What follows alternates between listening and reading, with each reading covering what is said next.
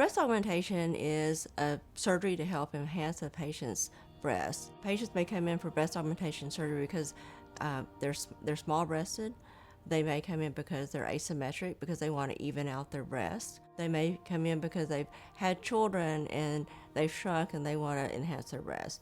So breast augmentation is just not for that person that didn't develop well, but there are all these different reasons. When we're assessing a patient for breast augmentation, we take in consideration their size, what their goals are, and if they have enough tissue to cover the breast implants.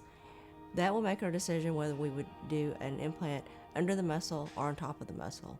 The difference between the saline and silicone implants is that saline implants are filled with salt water and silicone implants are filled with silicone. When a patient wants to make a decision about whether they're wanting a silicone or saline implants, there are several things to think about. Saline implants may feel a little bit less natural than silicone implants. Also, if a patient has larger implants and they lose weight, they may have more rippling with the saline implants than with silicone implants. So the ideal candidates for breast augmentation also are patients who do not have a lot of sagging with their breasts. If you do have sagging, then we may want to consider doing a breast lift with implants rather just than doing a breast implant surgery only.